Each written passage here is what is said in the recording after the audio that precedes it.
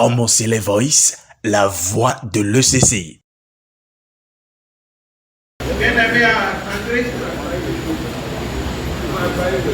le thème qui est retenu pour le synode de cette année, le thème a été publié, c'est même écrit derrière nous, qui parle de l'Église du christianisme céleste en marche vers l'institutionnalisation de la formation biblique et doctrinale. L'état des lieux a été présenté au synode passé. On a constaté que dans l'ensemble, nous naviguons en vue sur plusieurs points. Il y a des passages bibliques, quand on les prend, chacun se fait une idée sans réellement comprendre le contexte de ces passages. Qu'est-ce qu'il faut dire, qu'est-ce qu'il ne faut pas dire. Si je prends un exemple, est-ce que celui qui a été sauvé peut encore perdre le salut? Si je pose cette question à 3 personnes ici, j'aurai 3 réponses différentes. Je repose ma question. Est-ce que celui qui a été sauvé par le sang de Christ peut encore perdre son salut? Si je pose la question à 3 personnes, ils me donneront 3 réponses différentes. D'autres me diront que s'il commet des péchés, après ce salut, on va le chicoter, il va perdre encore son salut. D'autres me diront non, donc ça va être un débat. Donc quand on a fait l'état des lieux sur plusieurs points, l'Église a décidé de lancer une formation en bonne et due forme suivant les normes bibliques. C'est pourquoi le thème est intitulé l'Église du christianisme céleste en marche vers l'institutionnalisation de la formation biblique et doctrinale. L'Église a la responsabilité de sauvegarder la véritable doctrine apostolique originelle, celle que l'on trouve dans l'Écriture, et de la transmettre à d'autres sans compromettre ni corrompre la réalité biblique d'un thème. Ceci implique une nécessité d'instruire le peuple de Dieu, surtout ceux-là à qui on va confier le troupeau pour lequel Christ a fait couler son sang. Il faut qu'on soit assez responsable pour savoir à qui confier la bergerie. Paul avait enseigné à Timothée quand il voulait le lancer dans cette aventure. En 2e épître de Timothée, chapitre 2, verset 2, Paul lui disait ceci: et ce que tu as entendu de moi, en présence de beaucoup de témoins, confie-le à des hommes fidèles qui soient capables de l'enseigner aussi à d'autres. Il veut lancer Timothée. Il dit: ce que tu as entendu de moi, tout ce que je t'ai dit là, en présence de beaucoup de témoins, il faut les confier à des hommes fidèles. Ce n'est pas n'importe qui qu'il faut les confier, à des hommes fidèles. Et c'est ceux-là qui doivent être capables de l'enseigner aussi à d'autres. Ça sous-entend que tout ce qu'on mettra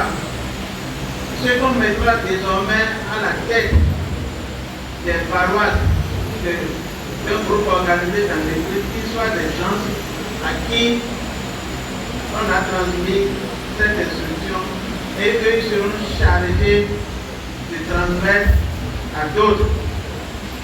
Donc c'est basant sur ces aspects bibliques que le thème a été retenu et dans l'ensemble, pour nous permettre de bien percevoir les coins et recoins de ce qu'il nous faut, on a retenu 3 sous-thèmes. Le premier sous-thème dit que école biblique c'est vrai, mais quelle école biblique pour l'église du christianisme céleste?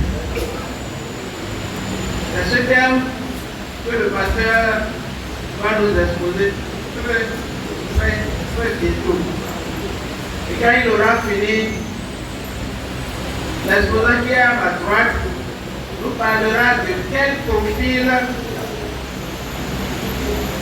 doit avoir un bon dirigeant ecclésiastique. Celui qui est à ma gauche présentera les conditions de réussite de la formalisation de l'école biblique.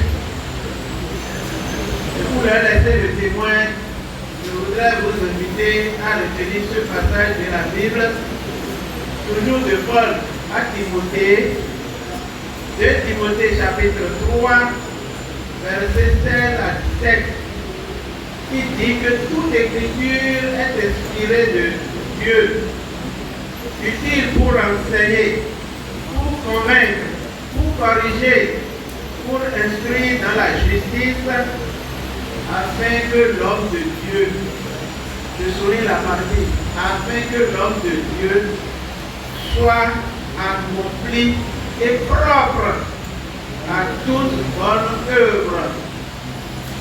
L'homme de Dieu accompli, propre à toute bonne œuvre. Ça sous-entend que si on est homme de Dieu, il y a certaines choses qu'on n'entendra plus, qui ne viendront plus de nous. Ce qu'on va nous conseiller, c'est les peuples qui déjà souffert. On ne doit pas s'amuser avec cela. C'est bien le contexte du thème que vous aurez l'occasion de suivre. Si le pasteur est disposé, moi je sais que mon fauteuil et le pasteur viendra s'installer pour nous tenir dans la parole de Dieu. Je me permets le plaisir de souhaiter bienvenue à tous ceux qui sont venus de loin ou de près, surtout à ceux qui sont venus de loin, parce que ce n'était pas évident. Nous connaissons tous les sacrifices que vous nous imposez pour venir chaque fois à l'héritage. Mais le Seigneur, qui sait apprécier les efforts que vous faites, vous comblera de ses bienfaits. Il vous a été demandé de développer un système ainsi intitulé « Quelle école biblique pour l'église du christianisme céleste ». En guise d'introduction, je me permettrai seulement de vous lire quelques passages de la Bible. Citation: l'Esprit dit à Philippe, avance et approche-toi de ce char. Philippe accourut et entendit l'Éthiopien qui lisait le prophète Isaïe. Il lui dit, comprends-tu ce que tu lis? Il lui répondit, comment le pourrais-je si quelqu'un ne me guide? J'ai insisté sur le mot guide. Et nous comprenons pourquoi. C'était tiré de Acte 8, verset 29 à 32. Deuxième passage, citation. Lorsqu'ils entendirent qu'il, c'est-à-dire Paul, leur parlait en langue hébraïque, ils redoublèrent le silence.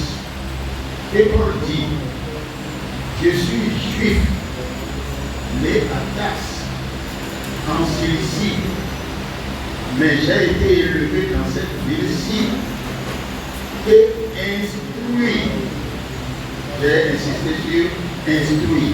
Et instruit au pied de Gamaliel dans la connaissance exacte de la loi de nos pères étant plein de zèle, Dieu comme voulait aujourd'hui. C'était un acte 22, versets 2 et 3. C'était un extrait du discours de Paul devant le peuple pour sa défense lors de son procès à Jérusalem. Mais avant Philippe et Paul, le sage disait en Ecclésiaste 12, verset 11, ceci. Outre que l'Ecclésiaste fut un sage, il a encore enseigné, j'insiste sur enseigner, il a encore enseigné la science au peuple et il a examiné, sondé, mis en ordre un grand nombre de sentences. Et enfin, voici ce que rapporte l'évangéliste Marc au sujet de ce que fit Jésus avant de confier le mandat aux 12. Citation. Il monta ensuite sur la montagne et appela ceux qu'il voulut. Et ils vinrent auprès de lui. Il en établit 12 pour les avoir avec lui et pour les envoyer prêcher avec le pouvoir de chasser les démons. Marc 3, 13 à 15.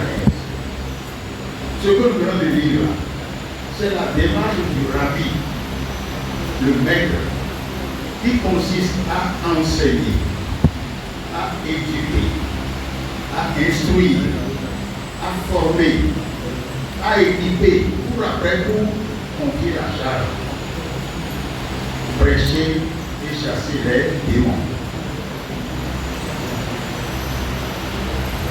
C'était donc lu en guise d'introduction pour ces passages-là. De plus en plus,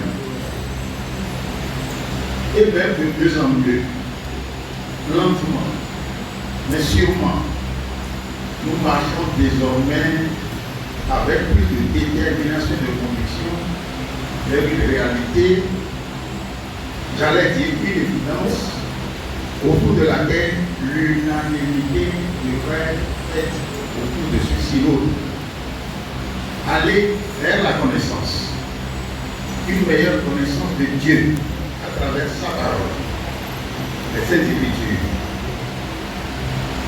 Ce n'est pas la connaissance d'aller vers l'homme, mais plutôt à ce dernier, mu par le désir et la soif de s'informer, de se former, de faire le pas décisif vers la connaissance.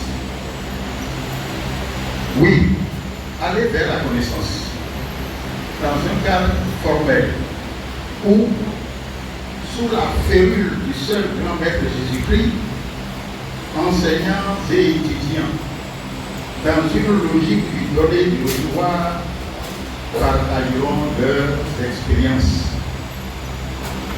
Ce cadre formel, c'est ni plus ni moins l'école. Ce lieu dans lequel on va pour acquérir la connaissance, le savoir, où l'on va pour s'instruire, pour être éduqué et pour se former.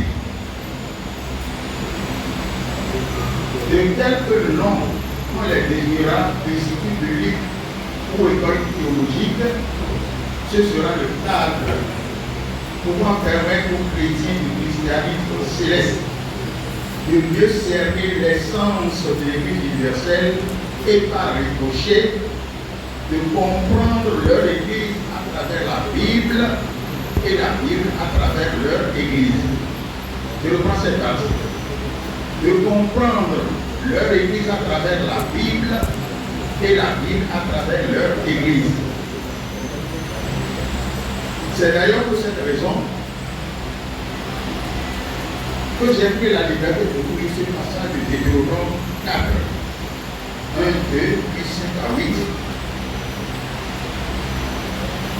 Pour qu'on se fasse une idée un peu plus claire de la nécessité d'observer, de mettre en pratique les 10 commandements, de même que les ordonnances, prescriptions et interdits de l'Église du Saint Céleste pour vivre mieux en obtenant les faveurs de l'Éternel.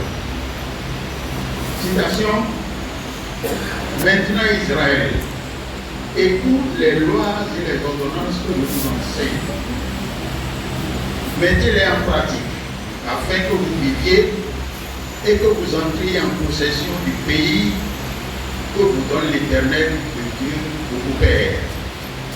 Vous n'ajouterez rien à ce que je vous ai prescrit et vous n'en retrancherez rien, mais vous observerez les commandements de l'Éternel votre Dieu tels que je vous les prescris. Voici, je vous ai enseigné des lois et des ordonnances comme l'Éternel, mon Dieu, me l'a commandé, afin que vous les mettiez en pratique dans le pays dont vous allez prendre possession. Vous les observerez et vous les mettrez en pratique, car ce sera là votre sagesse et votre intelligence aux yeux des peuples qui entendront parler de toutes ces lois et qui diront: cette nation est un peuple absolument sage et intelligent. Quelle est en effet la grande nation qui est des dieux aussi proches que l'Éternel notre Dieu l'est de nous toutes les fois que nous les verrons? Et quelle est la grande nation qui est des lois et des ordonnances justes comme toute cette loi que je vous présente aujourd'hui? Nous avons découvert l'église du Saint Céleste à travers ce passage de la Bible. Et c'est pour cela que nous l'avons retenu pour le lire. Quand vous serez chez vous, reprenez le passage, lisez-le jusqu'à la fin. C'était Deutéronome 4.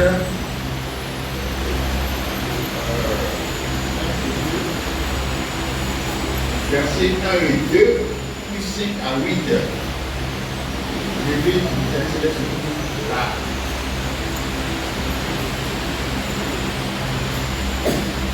C'est d'ailleurs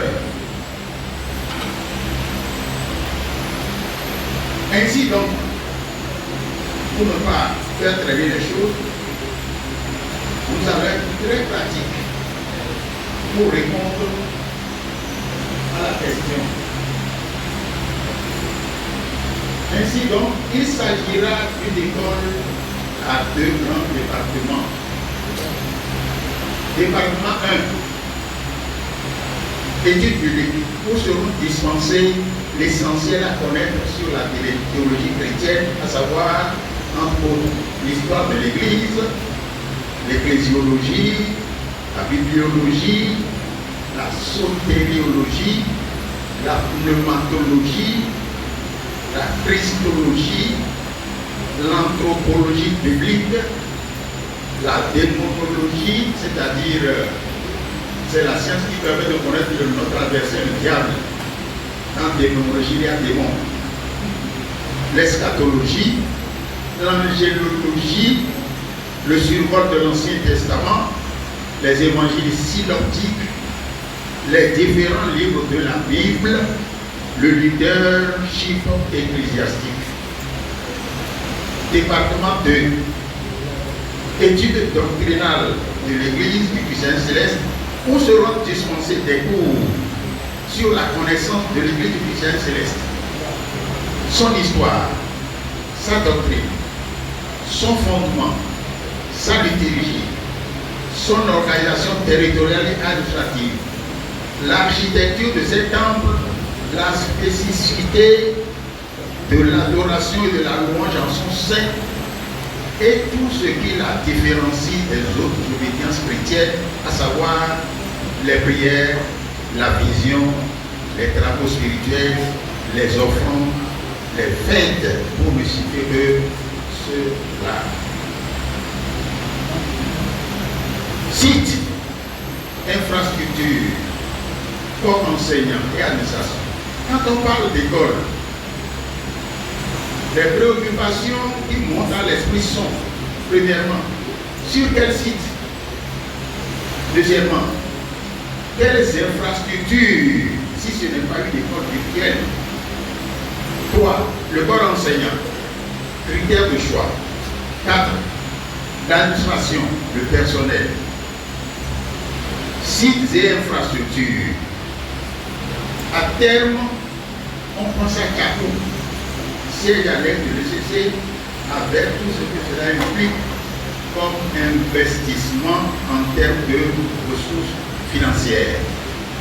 Mais en attendant que le Seigneur nous permette d'y arriver, il y aura une phase pilote où les sites seront des paroisses ciblées dans les grandes villes de notre pays, bien situées, qui offrent un bon cadre pour les formations. Corps enseignant, à mon humble avis, pour enseigner dans l'un ou l'autre des deux départements, 3 critères, entre autres, seront exigés pour le profil des enseignants. Premièrement, avoir une solide culture biblique. 2. Avoir une parfaite connaissance de l'Église chrétienne céleste et une expérience avérée de tout ce qui fait d'elle une Église révélée. 3. Être de bonne moralité. Dans ce cas précis, tout est à prendre en compte dans les recommandations de Paul à Timothée, son fils dans le Seigneur. Timothée 2, verset 2, qui avait déjà été lu par le disciple tout à l'heure, et comme la répétition est pédagogique, Paul disait donc à Timothée, et ce que tu as entendu de moi en présence de beaucoup de témoins, confie-le à des hommes capables de l'enseigner à d'autres.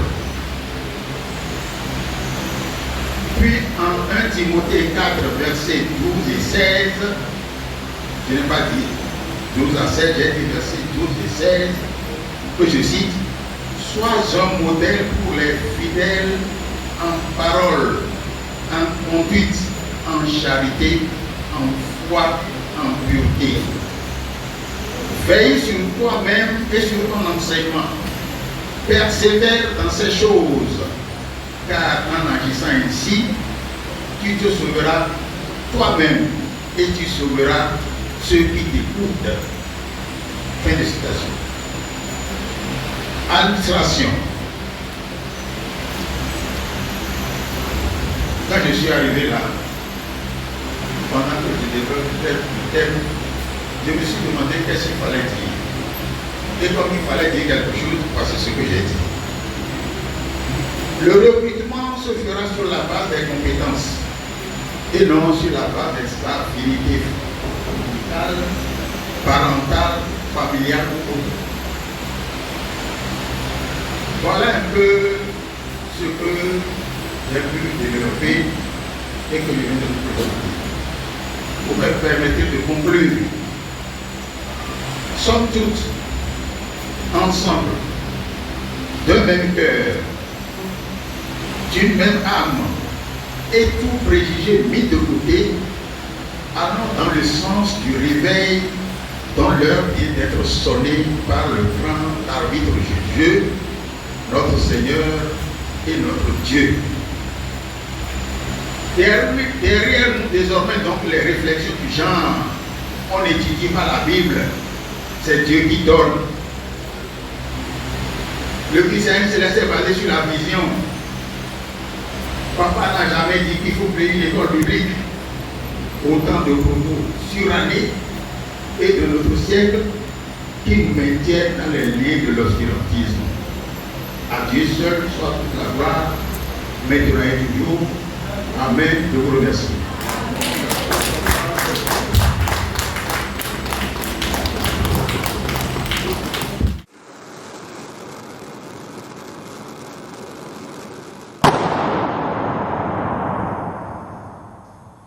Homo Sele Voice, la voix de l'ECC.